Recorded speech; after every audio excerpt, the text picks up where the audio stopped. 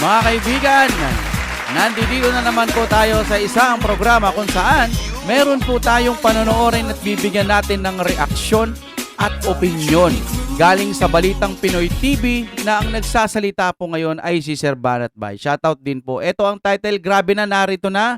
Breaking news, malaking good news. Supreme Court kumaliwa na.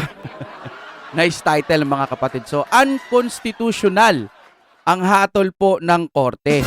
Pero marami pa ring mas magaling. Ang hindi ko rin maintindihan itong mga bias media, ibinalita ito. Sabi ng ganun, unconstitutional. So, ibig sabihin, kanselado na. Then, may hirit din itong mga bias media na to na sabi ni ganire, ipagpapatuloy pa rin. Sabi ni ganire, ipagpapatuloy pa rin. Sabi ni ganito, ay lait, kailangan ituloy. Kumbaga, pinalalabas po nila na hindi dapat i-cancel itong impeachment dahil may kasalanan si BP Sara. Ganon yung deliver ng mga balita ng mga hayop na bias media na yan. Yan po ang naririnig ko. Ayaw nyo bang ibalita na nanalo ang kabutihan laban sa kasamaan? Kung ako sa inyo, huwag kayong magpakontrol. Ang hirap kasi sa inyo. Pera-pera kasi, di ba? Mga bugok eh. Okay, simulan na po natin ito mga kaibigan.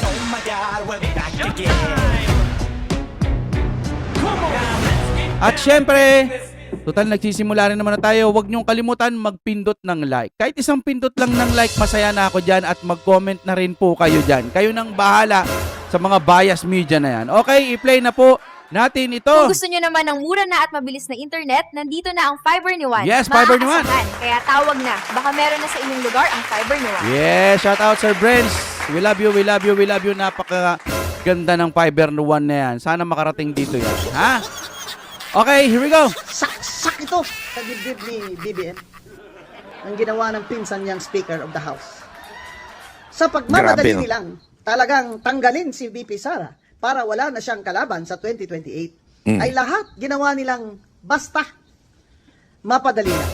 Kaya ngayon, Ma'am, 2 points na ho sila. Although, yung ibang mga senador, antitigas ng ulo, kaya pinagpipilitan pa talagang, hindi pwede. Mas mataas ang ihi namin dyan sa Supreme Court. Mas maano kami dyan. Mas magaling kami dyan. Kami magdidesisyon. Hindi, totoo, yan ang ano nila ngayon eh. Kami magdidesisyon. Kami magdidesisyon kung sino ba ang tamang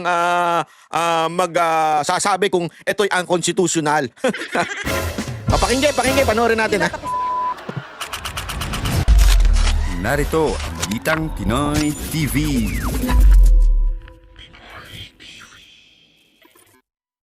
Palakpakan mga kababayan! Eto na nga! Grabe namang energy yan, Banat Bay. Aba, siyempre ba naman? Sino ba naman ang hindi masasayahan sa resulta ng impeachment? Grabe, ito ang tinatawag na hindi pa nagsisimula ang boxing, knockout na. Pero bago po mangyari ang mga ganyang klaseng usapan, ulitin lang po natin mga kababayan, baka naman pwede mag-subscribe na po kayo kasi sa mga nanonood, 52% hindi nakasubscribe. Pero alam nyo nakita ko yung statistics medyo umaangat na po ito. Marami na po ang nanonood na nakasubscribe. Pero kung maaari pa, yung iba pa, yung remaining na nanonood, baka naman pwede hong tayo mag-subscribe. Okay. Ito na nga, pag-usapan na po natin itong impeachment. Kasi nga po mga kababayan, ganda ho ng gising nating mga Pilipino kahapon dahil unconstitutional daw impeachment. Tuldok na kagad. Sabi nga, hindi pa nagsisimula, wala na, tapos na laban. Although, yung ibang mga senador, antitigas ng ulo, kaya pinagpipilitan pa talagang, hindi pwede. Mas mataas ang ihi namin dyan sa Supreme Court. Mas maano kami dyan. Mas magaling kami dyan. Kami magdidesisyon. Hindi, totoo, yan ang ano nila ngayon eh. Kami magdidesisyon. Kami magdidesisyon kung sino ba ang tamang sasabi kung ito'y unconstitutional. Pakinggan, panoorin natin Tinatapos na nga ang boxing, di pa man ito nagsisimula. Yun. Unconstitutional daw kasi ang itinransmit ng Kamara sa Senado dahil lumabag daw ito sa one-year bar rule. Bunsod ng 3 naunang impeachment complaints na naunang inihain laban sa bise. Dahil dito, wala raw jurisdiction ng Senado sa 4th impeachment complaint na firmado ng 215 members ng mababang kapulungan ng Kongreso. Pero paglilinaw ng Korte Suprema, hindi nito inaabsuelto si VP Sara sa mga reklamo laban sa kanya. Alam mo, lagi nilang pinipilit siyang salitang yan, ano? yan. Hindi I understand. Oo. The Supreme Court must say that. Ako ang napanood ko naman dun sa kabila, yung mataas ang rating.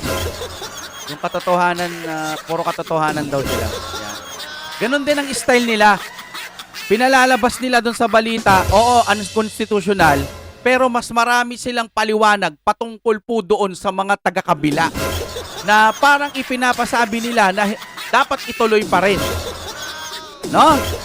Doon ako nang gigigil. Alam nyo, ayaw nyo ba ng kapayapaan sa ating buong Pilipinas? Puro pang sariling gusto nyo na lang ang... Naku.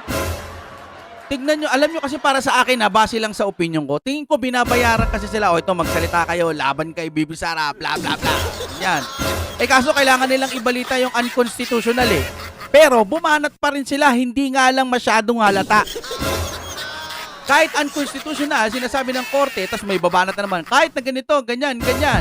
Puro against pa rin kay BP Sara. Bugok talaga. Di ba? Tapos sa huli sasabihin nila ang Duterte, sabi nila, alam naman na nilang mangyayari yung ganyan. Hanggang tapos na yung balita, tapos na.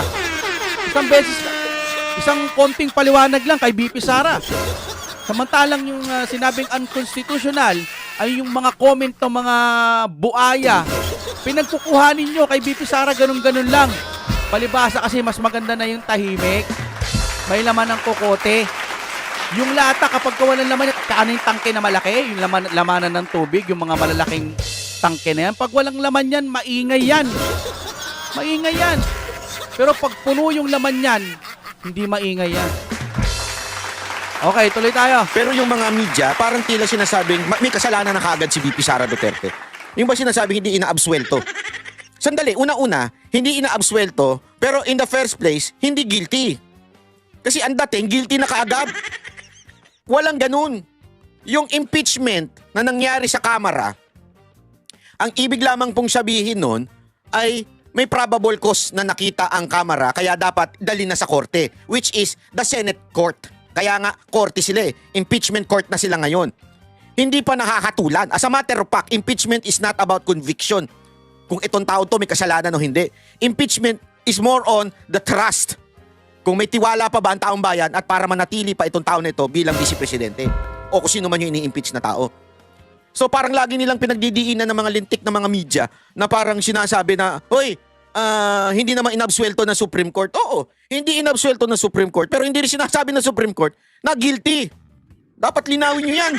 Kahit wala yan doon sa ng Supreme Court. At sakaling naisin ng Kamara na muling mag-file ng impeachment complaint laban sa bise, maaari raw nila itong gawin sa February 6, 2026. Yan. So ngayon, nag-iiyakan po mga kababayan. Alam nyo, kaya bumabaha ngayon. Kasi po, nag-iiyakan po ang mga pinklawan, mga terorista at mga dilawan at higit sa lahat, yung mga tangang tanso. Nag-iiyakan ngayon dahil nga po, dineclare na Supreme Court na unconstitutional itong impeachment ni VP Sara Duterte. Kaya ngayon, bumabaha. Bumabaha ng iyak. Di ba? O, yun ang totoo dyan. At nasa Supreme Court, si Dexter Ganibe ng Abante Radio. Dexter, ano ba ang impormasyon mo dyan tungkol nga dito sa naging hatol ng Korte Suprema sa impeachment ni Vice President Sara Duterte? Akala mo nga isang boxing dahil unanimous itong desisyon o halos lahat ng mga mahistrado ng Korte Suprema na present sa Korte Suprema during the deliberation ang bumoto o pumabor para ideklarang unconstitutional itong articles of impeachment na isinampa ng House of Representatives laban kay Vice President Sara Duterte na siyang isinampa sa Senado noong Pebrero. Matapos nga ang higit sa 5 buwan at 1 linggo buhat ng questionin sa Korte Suprema noong February 18, inilabas na ng Korte Suprema ang pasya sa issue ng unconstitutionality ng impeachment case laban sa Vice Presidente.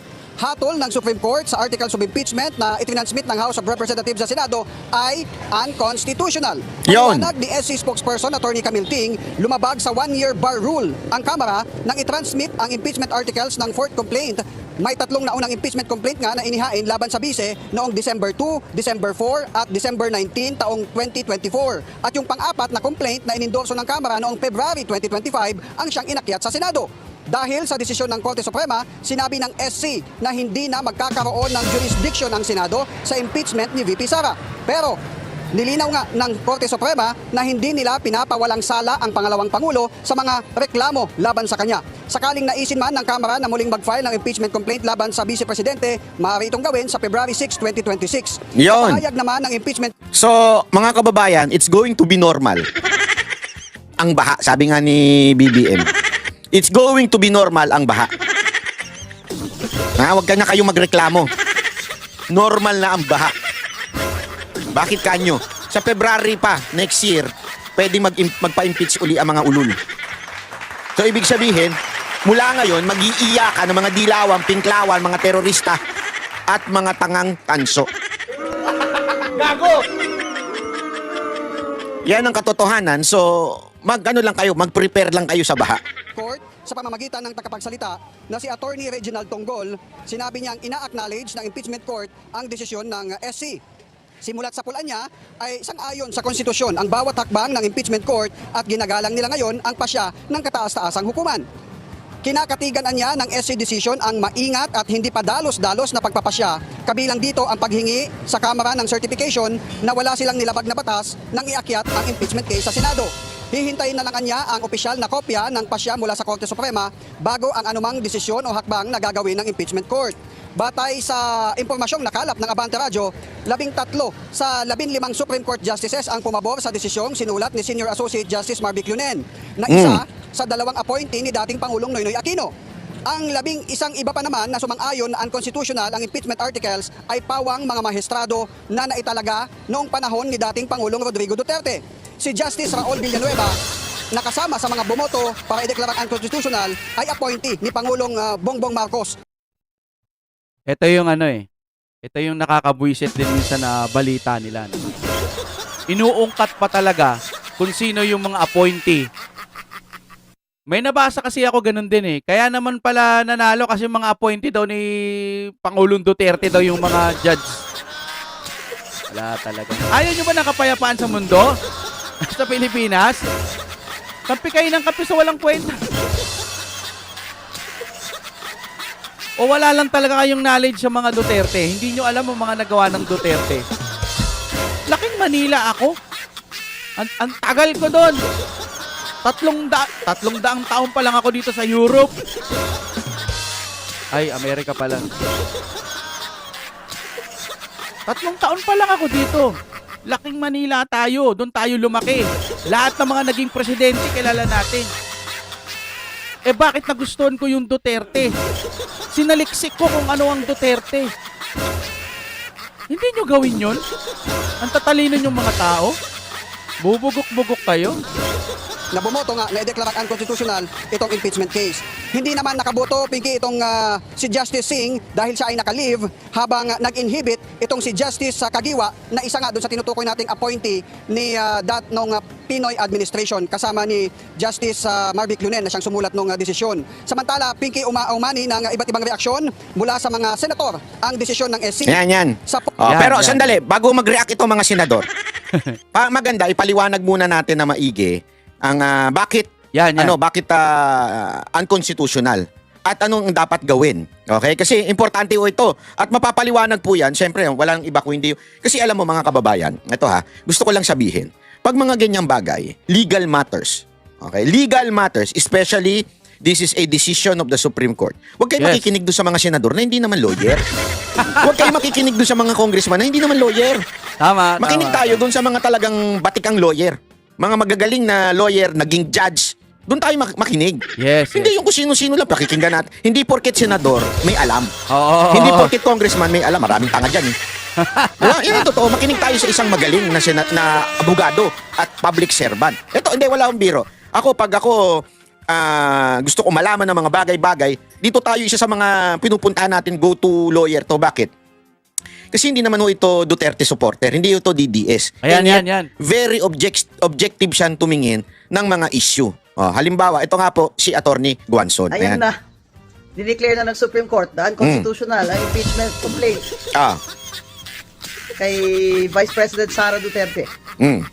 Nakasaad po kasi sa ating saligang batas, ang konstitusyon, na ang impeachable officers, kagaya ng Vice President, ay pwede lamang ma-impeach minsan, once lang, sa isang taon, bawat opisyal. Mm. Yan ang una, ang pinaka-basic. Once lang in every 1 year. Oh. Ilan po ba ang impeachment na Tatlo. article na ginawa nila o yung complaint? Sorry, not article. Complaint na ipinasa. 4. Eh kung sino namang hindi kayo mga tanga. Sinabi na nga isa lang bawat taon. 4 ang iaano nyo. Kung hindi rin naman kayo mga no? Na impeachable. Mm. At ano po ang ginawa dito ni Speaker Romualdez? 4 na complaint po ang pinagpa-file sa Yo. isang Grabe, taon. no? Hindi lamang Parang ginawa niyang laro eh. 2. 4 talaga. Naku po, grabe. At kaya sagot ang House of Representatives Ah. at ang Speaker Mm. ng Supreme Court. Mm. Sagutin ito mga katanungan ito. Mm. Ano nangyari doon sa 3 impeachment complaint? Bakit itong pang-4, ito yung inakyat nyo doon sa Senado? Bilang itong Tama. complaint na siyang basihan ng paglilitis o impeachment. Nasaan ang 3? Ano nangyari sa 3? Anong nga komite? Ako, madam, alam ko kung asan yung 3. Nandun sa SecGen nila. Kasi sinabi naman ng SecGen eh. Sabi ng SecGen, sabi ng mga congressman, wag ko munang ipasa itong 3. Antayin ko yung pang-4. So yun ang ginawa ko. Hindi ko muna pinasa sa speaker yung pang-4. Ganyan na ganyan. Ang nagpasa nito, sinabi pa ng Supreme Court, sagutin ni Speaker. Nabasa ba ng lahat ng congressman at congresswoman ang impeachment complaint na yan bago nila pinirmahan? Yon. Eh, di ba, may narinig tayo mga haka-haka dyan, pero palagay ko totoo yun, na pinatawag daw ang mga congressman Ah. na Naku. mga majority, Oh. Nako. mga congressman na under the thumb of Speaker Romualdez, pinatawag daw at dun sila nagpirmahan. Yung mga hindi Agay! pumirma, yun yung hindi pumunta o hindi pinatawag. Kaya, Yun. ang tanong ng Supreme Court, nabasa ba ng lahat yung impeachment complaint na yon? Yung pang-4 ha, bago yan pinirmahan ng mga sumangayon? Hindi na po sumagot. Yan ho ang problema. Hmm. Kung ang ating House of Representatives ay sinasabi niya, siya, ang Speaker, ay hindi po niya sasagutin ang Supreme Court. Gago talaga eh. Alam nyo, sa mga bias media, sa mga taga-kabila na sumusuporta na alam nyo ng mali pero sige pa rin kayo ng sige. Ayaw nyo ba ng katahimikan? Ayaw nyo ba ng magandang bansa? Alam nyo naman na talagang Duterte ang malakas. Alam nyo naman na Duterte matino. Nagagamit nyo lang din sila kasi nga pera. Tapos, salita kayo ng salita laban kay BP Sara. Ganun ang nakikita ko sa iba. Pwera na lang doon talaga sa mga gunggong na walang ginawa kundi talagang bumira kay BP Sara sa ngalan ng kabulagan. Bulag. Pero yung iba sa mga alam na pero tinutuloy pa rin. Ayaw nyo ba ng pagbabago? Ayaw nyo ng maganda? Kasi mamanahin to ng mga susunod na tao, ng mga kamag-anak ninyo. Ayaw nyo? Gusto nyo maranasan na nila baha hanggang sa magunaw ang mundo? Yung Pilipinas, baha na lagi? Yung mga magiging anak nyo, yung mga susunod na salinlahi ninyo, gusto nyo ganun? Wala talaga tong mga to. Ewan ko ba? Siguro baka hanggang dito na lang tayo. Maraming salamat po sa inyong panonood. Huwag niyo po kakalimutan, pumindot ho kayo ng like. Isang ganun lang pa. Yan, masaya na tayo dyan. At mag-comment kayo anong masasabi nyo. Pupusuan ko po lahat yan. Kaya maraming salamat po sa inyong panonood. Hanggang sa muli mga kaibigan, Duterte pa rin. Oh my God, we're back again.